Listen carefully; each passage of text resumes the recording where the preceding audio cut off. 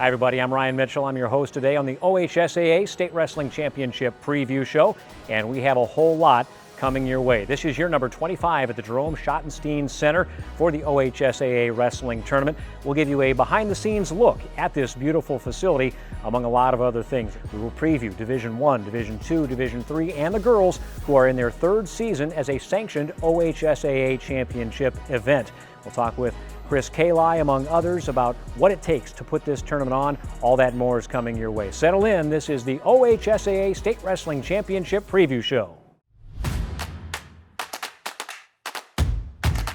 Sportsmanship. Sportsmanship. Sportsmanship is all of our responsibility. Sportsmanship is more than a pregame announcement. Sportsmanship is more than just shaking hands at the end of a game. It takes all of us. We need everyone in the stands to show respect. Respect the athletes. Respect the coaches. And please respect the officials. It takes all of us. We want this to be an event that we are all proud of. Respect the game. Respect the game. Respect the game. Respect the game.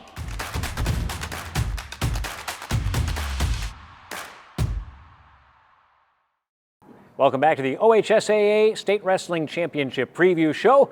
I'm Ryan Mitchell, and we are on the campus of The Ohio State University at the Jerome Schottenstein Center. This has been the home for the state championships in wrestling now for 25 years.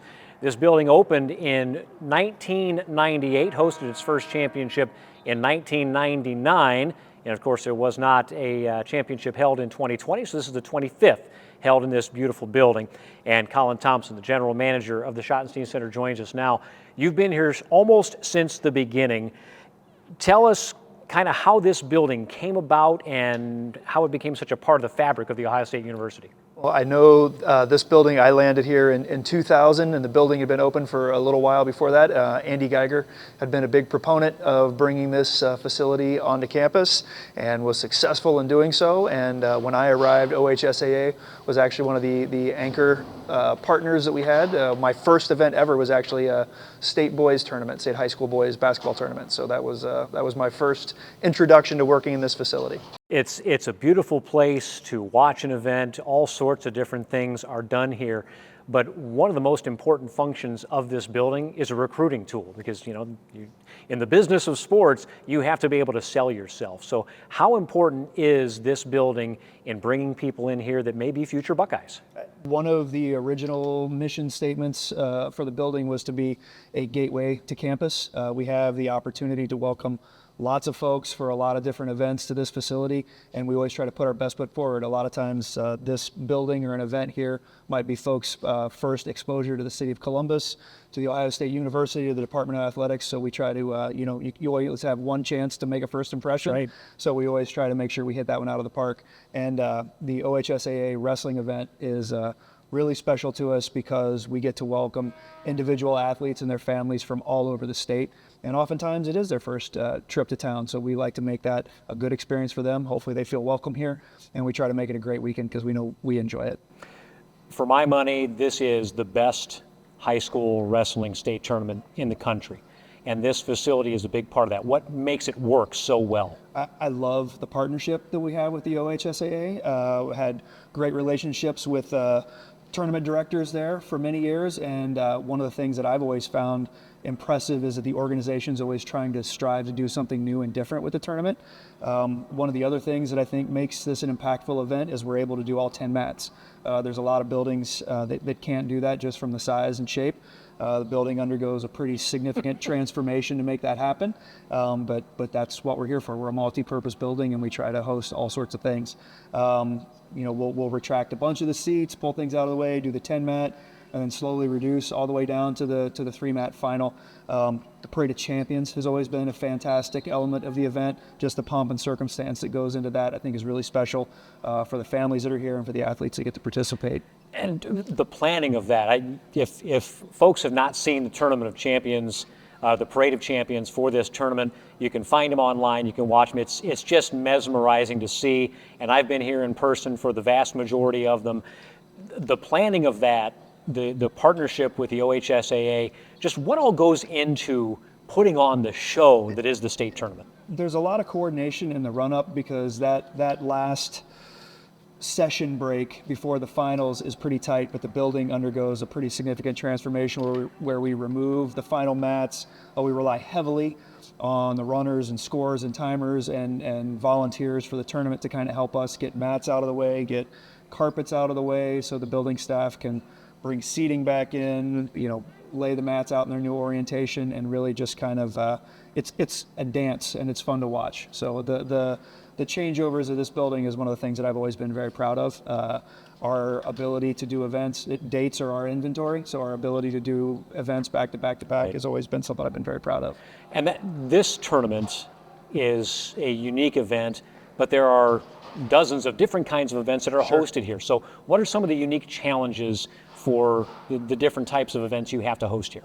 A lot of times it's really just the timing between the two. So one of the other runs that I like to watch our staff accomplish, as we call them, our doubleheader weekends. Those are primarily Ohio State athletic events, but it usually ends up with a Friday night hockey game, Saturday afternoon basketball game, Saturday night hockey game, Sunday basketball game again. So that back-to-back, 4 events in 3 days is always a challenge. The team always, they welcome those. They don't like to do too many of them, but they welcome them when they hit the calendars.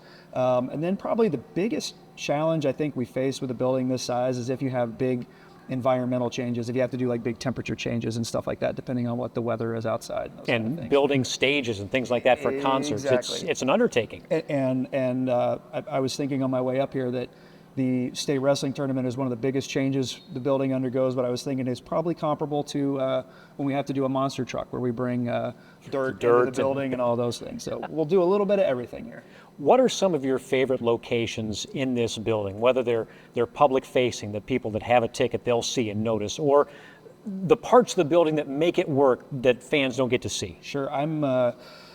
I'm really proud of the renovation we were able to accomplish. We opened up in 2018. We kind of completed everything, and we really created some new spaces down on the main entry-level concourse, some big dining areas on the north, the south, and the east, which really provided more space for fans to gather when they come into the building. That's something I was really proud of. It allowed us to activate those differently. I'm a big fan of the practice hallway. So the student athletes that are here for the state wrestling tournament get to be in the practice gyms in the back, and the kind of the support facilities for the teams are spaces I'm really proud of. Have a couple of great premium spaces on this level. We have the Block O bar, which is up here on this level, which is a great place for people to come and gather. And we have a location on the arena level called the boardroom, which is another premium space where folks like to gather that I enjoy. All right, Colin Thompson, the general manager of the Jerome Schottenstein Center, this beautiful facility that's been hosting the OHSAA Wrestling Championships now for 25 different events. Thanks for being with us. Thank you so much. Appreciate the time. Yeah, we'll be back for more after this. It's easy to spot people who participated in high school sports and activities. Right on time. They learned important lessons like leadership, teamwork, respect. Hey, our meeting moved to 10. We'll be ready. Values that last a lifetime. We need to focus on 3 factors. Support high school sports and activities in your community. When kids take part, they get set for life.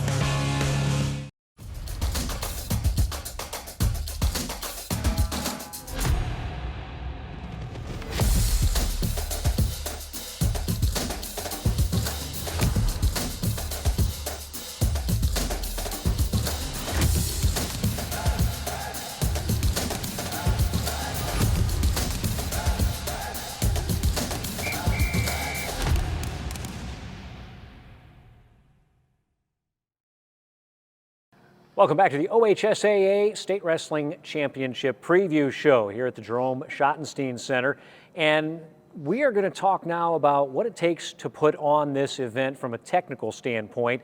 The building obviously is one of the stars of the show, but the show is actually a star of the show as well. And Chris Kali and Chris Kali Jr. of Wrestle One put that show on. And from the technical side, from the cameras to the scoreboards, making sure that people who may not even be able to be here in person can still take in the tournament on the video side, on the tournament running side. Let's start there. And let's just start at the beginning. Chris, how did you get into doing this putting together running tournaments? Well, first off, I had 3 boys that wrestled, and they were in the youth, and we were going to tournaments and watching tournaments, and it seemed like it took all day. So me and my brother both wrestled at Coventry High School, and we started helping out. And the more we helped out, the more we found out that, hey, we can do this, and we started helping with the tournaments. And then next thing you know, people said, well, you guys just take over.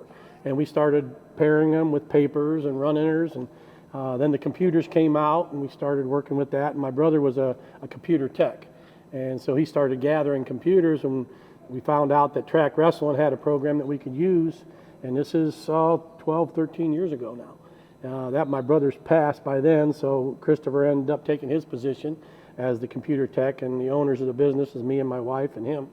And it just grew for the last 13 years. It's just been, it's been a great ride watching wrestling. We live wrestling year round.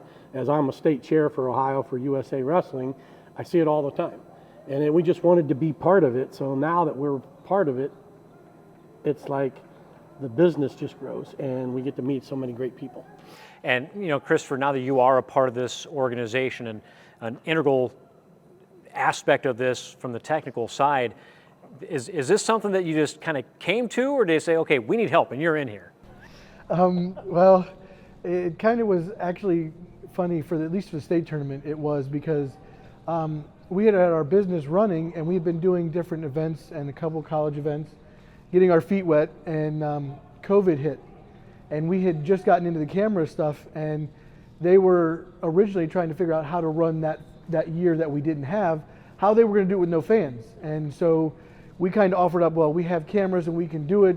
We can be in the facility. And it took a little bit, but they decided, let's go that route. And so my father and I were actually down here, and we were setting up stuff, and we had pretty much almost everything ready to go when they made the final call. But that got our foot in the door down here. And after that, we ran it at 3 different sites, and we managed to keep it within 4 minutes of each other, I think, for all 3 sites.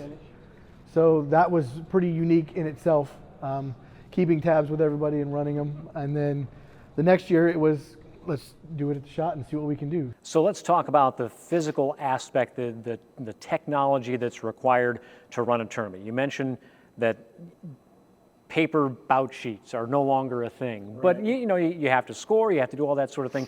So when the trailer pulls up to the event, what's in it?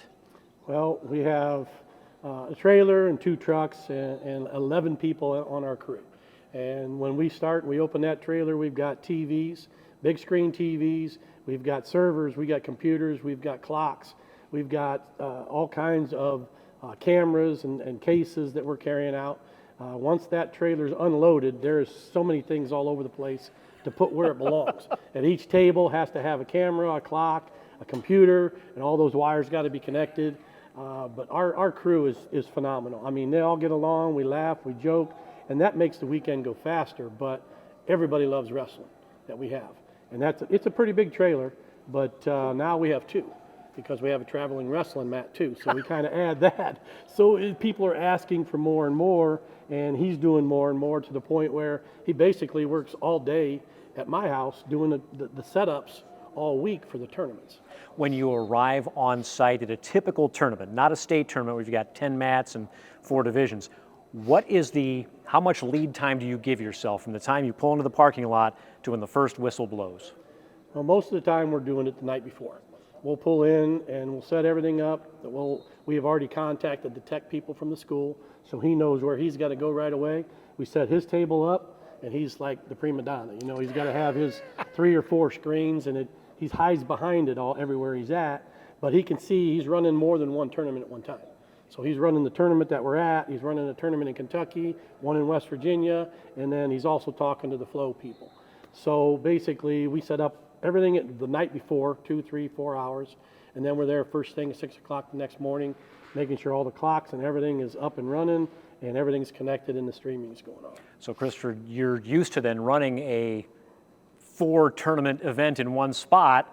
Is it more convenient for you to have, instead of being in Kentucky and North Dakota and where you're sitting, to have them all in the same building like they are here? It is.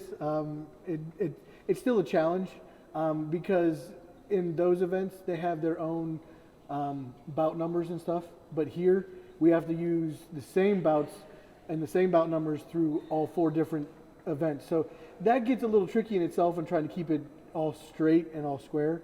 But it's a unique challenge, and it's fun to see it all come together. So there's more than just the floor, the camera operators, the computer operators. You guys are coordinating with other companies for this. We're talking about the OHSAA tournament now. What is the process like from inputting a score and a final match total and turning on the cameras to where people outside of the arena can see what's happened at a tournament? It actually happens right away. That's the neat thing about the cameras and stuff. It's instant. So, like you were saying, from when a match finishes and they score it, as soon as they hit enter and hit save, that match is saved. The next bout number moves up. The next match is already ready to go. The next person is already in the hole, ready to go. Even to a point where they have on their phones, it'll alert them if they have their stuff set up in track. So using track, the match management system is what that's for, and then the cameras are pumped through track into flow, and of course NFHS. So all of that happens pretty instantaneously, and it's neat to see, because like we said, and he was saying, I have all my screens up and I'm watching all of the feeds come up from all 10 mats, and I'm watching what's going on there. I'm listening into what's happening, and just paying attention to as things flow, where they're going and what they're doing. And we also have to, in a warm-up area they have here at the state tournament, they have all the wrestlers in there and the coaches that are waiting to come onto the floor. But we have 4 great big screen TVs, and they're watching it live, plus they're also seeing a bout board. So we've got to make sure we're feeding all that bout board, updating it automatically, and that goes through the track and flow system. And then we have special servers that are set up that are running the streams so that the kids can see their matches, or the other coaches that want to be on the floor and their kids wrestling while they're warming up the next one. They get to see those live matches. Chris, what are some of the biggest challenges you face in putting on any given tournament? Basically making sure that there's enough internet and making sure people can get to see what they want. You know, like I said, we have to call people ahead of time, meet with the tech person, you know, like we do here, and we'll go over it. We'll be here a day and a half before everybody gets here to get everything set up. Most tournaments we can do, you know, a couple hours, but the hardest thing is making sure that we're connected so we can get everybody out there that's watching a good view of what's going on. And that's what we pride ourselves on, starting and stopping and making sure it's a good view. That's what we want to do. We want to make sure the tournament runs smoothly and people are happy with what we're doing. From the first time you decided to run a tournament on your own to heading into this state tournament, what are some of the biggest evolutions in smoothing out and being more efficient in running tournaments? Oh, it's so much different. With the computers from the bout sheets, I remember I wrestled here. So when I wrestled on the team and they were running bout sheets down from the head table, and then before it got back to the head table, this person had to check it. It had to be checked 3 times before they would enter it. And then you're waiting for that team score to go up and the bracket to go. Now it's within 30 seconds instead of 5, 6, 8 minutes before that bout board changes and who's in the lead, you know, who won this match, who won that match. So the computers make it a lot faster. I think the officials really love it because all they're doing is sitting there and they can just punch the button. They know they got the right winner. It goes up to the head table and it flows out to everybody. Last thing I want to ask the two of you, what's your favorite part about doing this? For me, it's kind of neat for me. The first time we came down here, I am a previous state champ from in this actual building, and they all make fun of me, but my picture is actually up on one of the banners that goes around the facility. So standing up at the head table, not just wrestling in it, but now helping run it and put on the show is pretty awesome. So that, to me, is what's the biggest thing for me. Well, mine is, like he said, going from being a wrestler here. You know, I wrestled in the state tournament. My family's been wrestling forever, you know, 24/7, and we live it, even in the summertime with freestyle and Greco. But coming into the shot, I still get tingles, walking through the tunnel to come out on the mats, and then I see his picture out there and watching the evolution of where he wrestled on the mat, and now we're working the tournament. And my dream with my brother, who's passed, Chuck Kali, was to work the state tournament in some instance, some way. And now we're basically running it, and it gets me choked up, but it's awesome. It is a great feeling. Well, you guys do a great job, and the wrestling community, I'm sure, appreciates everything that you do. Even if you don't get a chance to hear it from people personally, certainly the community loves what you're doing. Chris is going to stay with us. Coming up, we're going to preview all 4 divisions of the state wrestling championships, 1, 2, 3, and the girls. So stick with us. That more coming up after this.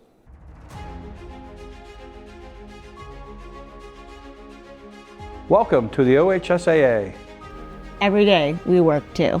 Take the regulations on these pages And to apply them to real-life situations. To serve our member schools. And our officials. And to run the best state tournaments in the country. It's our mission. To serve our member schools. And enrich interscholastic opportunities for students.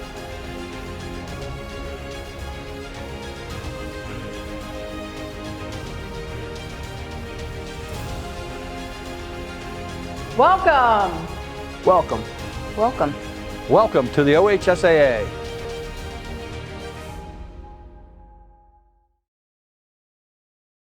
Welcome back to the Ohio State Athletic Association State Championship Wrestling Preview Show. That is a mouthful, certainly, and it's a good thing because it's a weekend full of wrestling, and we're going to get down to brass tacks right now. And we've got our panel here with us: Matt Stout, Chris Kali, Normandy Burrell, and Jim Bostic down there on the end, and we're going to start talking about these weight classes, these divisions, and what we could see on the mats, 10 mats here at the Schottenstein Center. And I guess, Matt, let's start with you. In Division I, who are some of the top team contenders? We know who the historic champion is, but who could contend for a title this year? Well, the names are familiar. I really see it as a 2-team race. There's some other teams that might factor in, but Lakewood St. Edward seeking their 38th state title, 10th in a row. That would be their 3rd string of 10 titles in a row or more. And Massillon Perry, also preeminent power. The team who last won the state title before St. Ed started a streak of 9 in a row in 2014. Both these teams are perfectly balanced teams. St. Ed's has 8 state placers back, which includes 2 state champs. Massillon Perry has 8 state placers back, which actually includes a state placer who placed at St. Ed's 2 years ago, and Joseph Sandurfer. Those 2 teams are the front runners. Perrysburg's got a good program. They've got 3 state champs in their lineup, actually. But at the end of the day, it's going to come down to, I think, St. Ed's and Massillon Perry.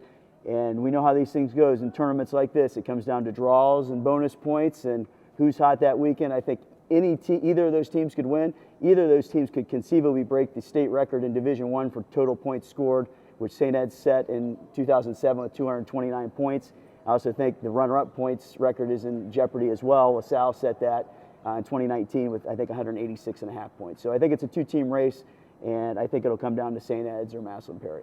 Division II, Chris, is a very different animal than it's been in several decades now. Yes, Division II with St. Paris Graham moving down to D3, and Louisville is moving up to D1. So that kind of opens it up for a lot of different people. Bishop Watterson, Columbus DeSales, Steubenville, that's one from the southeast area. That's not too bad. We haven't had too many from there. And then Kettering and Alder. Those are the top 4 that we're looking at right now. Number 5, it's kind of tied. We got Beaver Local and Medina Buckeye, which Medina Buckeye was up there last year. They had a really solid team trying to get into that top spot. But it's going to be wide open for D2 with all those teams, I think. They've got a lot of great wrestlers coming back. And each team has, 4 or 5 really good kids that could do some damage. Division III, Jim, the opposite has happened, right? With St. Paris Graham going from Division II, where they have dominated for decades, down to Division III. Obviously, it creates a scenario where they're a big dog in the division, but the other teams are not just going to roll over. No, I think that's the big thing, right? As soon as everybody saw that happen, it's like, well, there goes D3. Graham's going to win it. I mean, historically, what they've done at D2, but obviously you can't say that, right? I mean, it's just what we talked about. You don't know what the draws are going to, how many kids we're going to get down. That district weekend is so important to know how many kids are coming that way. Doesn't mean that Graham, you can't put them at the forefront right now. I mean, they definitely are the division favorite. But I'll tell you what, Delta has been there perennially at the top. And here's one that's really exciting out of Apple Creek, the Waynedale Golden Bears. They're always there, always been around, but to see them already, kind of slotted in that number 3 on that board, I mean, that's his former coaches. We always look about, we want to get on the board, but to see them up there right now, ranked number 3, is pretty exciting. Lake Catholic, again, we always hear about them there, if you will. Milan Edison, a new team that we know they're there, but creeping up again, ranked at that top 5. But again, Barnesville, you always see Barnesville is around. They're in the top 10. Trinity, another new name kind of in that top 10 area. And one, of course, Legacy Christian, you can't count them out. Again, it's all going to depend on those numbers, who shows up that district weekend, how many can we get down, and then where does that draw happen, on that Friday night. And normally we talked about the legacies in Divisions 1 and Division 2 and some in Division 3. They're trying to create legacies in the girls' side now. We've had 2 official state tournaments, 2 different champions. Olentangy Orange is the defending champion. What are we looking for this year? Yeah, Olentangy Orange, they're definitely going to go out there and try to defend that state title, but they don't put a lot of pressure on themselves, though. They really just focus on going out there, getting better with every dual meet, every single practice. But not only are they looking to defend their state title, but they're also currently ranked 3rd nationally as a girls' high school program, which is incredibly impressive. Not only that, though, Marysville is going to challenge them. These 2 have already met, and Olentangy Orange actually were able to take the jewel away. It was Sarah Amonette, their freshman, who really got things going for the Pioneers on that side. But it'll be interesting. You can't count Harrison out, though, and then Avon Lake, they're 7th overall right now, but they're on the come up. Let's stay with the girls momentarily and kind of talk about some of the top individuals. Again, it's only been officially sanctioned for 2 years, but there are girls that won state championships before it was officially sanctioned. So, somebody is out there looking for a 4th. Yeah, McKenna Kraft from Jackson High School. She's currently ranked number 1, and she's going for that 4th consecutive title. She's ranked 5th nationally, and she actually took home a collegiate title at the Missouri Valley Open just at the beginning of November. She was able to beat a girl from Iowa, actually, which was very impressive. But there's a junior, Ella Thomas. She's going to go ahead and challenge McKenna Kraft at that position as well. Jim, Division 3, obviously Graham coming in means that there's a lot more competition, but on an individual basis, who are some of the top dogs in D3? Well, you named the school right there, looking for his 4th title. We're going to look at 157. Brogan Tucker, from Graham, is looking to take that golden number 4, if you will. So very exciting there. So we'll obviously keep an eye on that as the weekend progresses. But I'll tell you what, you look up and down through the weight classes at 106 pounds. Exciting, couple of young cats there at number 1 and number 2. Darian Williams out of Trinity, he's a sophomore. And Baldwin Wallace's head coach, Coach Gibbs, his son, Bodie Gibbs, a freshman from Columbia, coming in as that number 2 ranked. In fact, we did a tournament here last weekend, and I happened to ask Chris, did those guys happen to wrestle? Because I couldn't remember. They had not. So that would have been exciting to see if that occurred. You got a couple names at 120, 126, family names. You got the Shore family, Spencer Shore, a sophomore coming out of Miami East, ranked number 1. But right behind him, a Lake Catholic young man by the name of Tommy Slack, a sophomore, looking at 1 and 2 ranked there. And another legacy name, the Matten name, Adam Matten, at 126 out of Delta, right now ranked number 1. But again, a young man from Lake Catholic, Tyler Inneman, a freshman, ranked number 2. So, those some great names, some great family names. Deepest weight class, though, at Division 3 is actually at 132. So, almost 40 kids at a great ranking. Your top 3, number 1 comes out of Graham, Blaine DeMarco. We'll keep our eye on him. Number 2 out of Legacy Christian. We talked about Nathan Adesano. He's a junior. We've seen his name up on that board before. And number 3, again, love to hear that freshman. You never know. He might make that next journey to that next number 4 is Grady Phelps out of Riverdale. So, a lot of great things are going to happen here very soon. Chris Kali, who are we keeping our eye on in Division 2? We're looking at the 165 is probably the deepest weight class. We have a lot of kids ranked in there. Greg Murphy from Reading is really, really solid. Looks like he should be one of the top spot there. And then Sheldon Welch, a sophomore from Columbus 6, in that weight class. Those 2, they should meet in the finals, and who knows. but who has a good weekend is the key. And then going to 190 and 215, this is kind of a neat situation. We got brothers. At 190, we've got the Feasters, Brayton and Bryden, and they're both from Akron-Hoban. And the one wrestled last year here and broke his back, and they didn't think he was going to be able to wrestle again. So he is back, and I remember watching him. He was pretty much dominating everybody when he got hurt. So that 190 and 215 pound weight class is something to watch with the brothers like that to see if they both come out on top. At Division I, there's obviously one name that rises above them all, but there's a lot to others to keep your eye on. Right, that one name is Marcus Blaze, the coronation of him of maybe the best wrestler this side of the century. That's always debatable. Every decade has their guy. My decade, it was Alan Freed, right? But Marcus Blaze will beat Brogan Tucker to become the 33rd four-time state champion. If he wins, Tucker will be the 34th. Blaze obviously at 138. Interesting enough, the 6th one in the big school division. Right. The first one being Willie Weinberg, who won 4 titles from 91 to 94, who is the king of the one-point match. That's right. Marcus Blaze is not the king of the one-point match. He has had 12 matches here at the state tournament. 10 of them have ended in fall or tech fall, 2 of them in major decision. Okay, and that's right up there with the David Taylor, the Olympic champion David Taylor, Logan Stieber, a world champion, 4-time state champion. And not to diminish their accomplishments, but Marcus Blaze has done this in Division I. They did that in Division II and Division III. So that'll be quite a coronation. He'll also be only the second wrestler of the 6 D1 state champs. The other 4 came from St. Edward. So Willie Weinberg is the only one who did not come from St. Edward. There's also 5 other returning state champs in Division I. 2 additional guys going for their 3rd title. Cole Evans, Marcus Blaze's teammate, won as a freshman, won it last year, did not win it as a sophomore.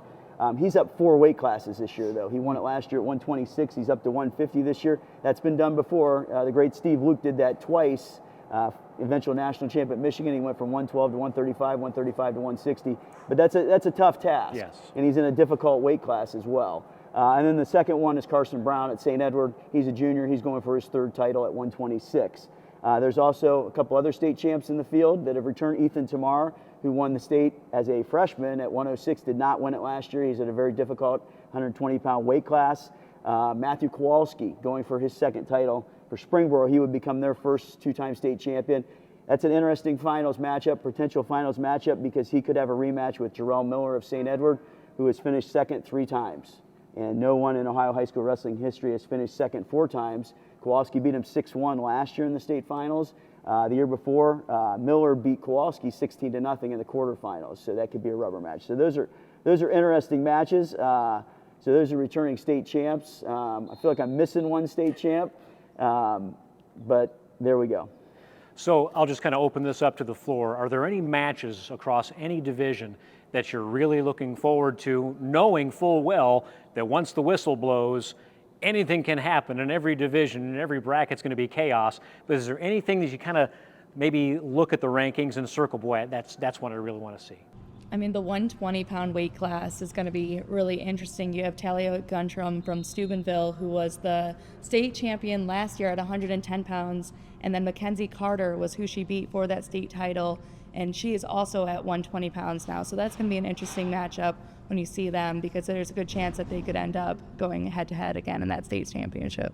In 120 in the big school division. And by the way, Brandon Bickerton is the remaining state champion. How could I forget him from Medina Highland? Won it at 106 last year. Sorry, Brandon. We didn't forget you.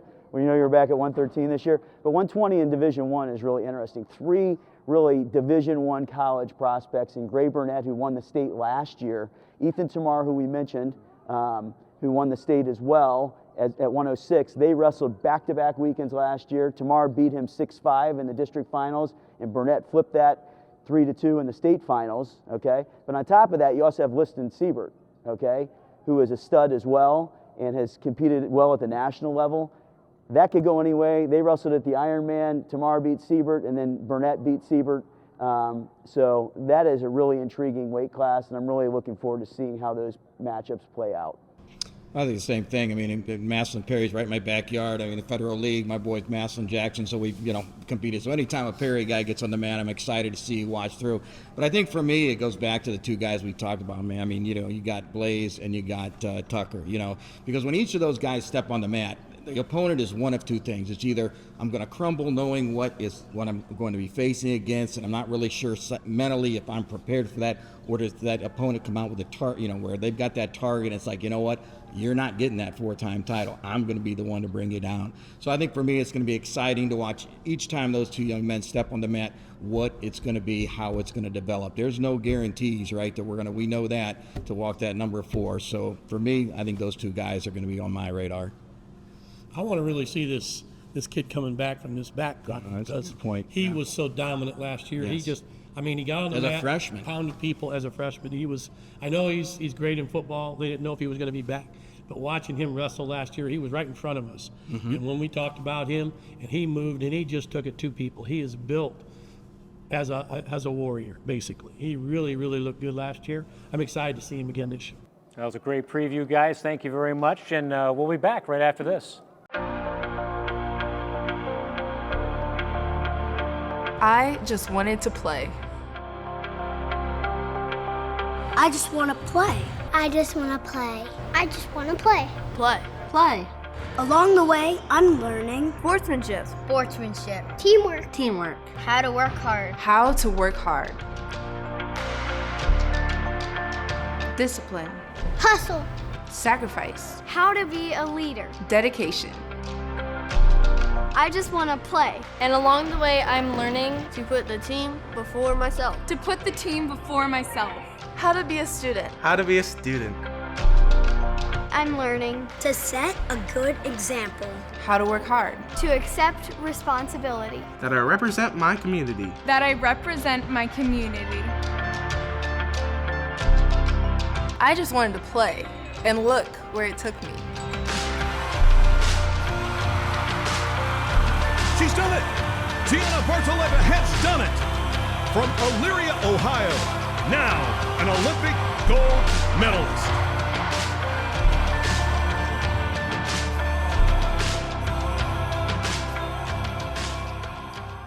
That'll do it for our OHSAA State Wrestling Championship preview show.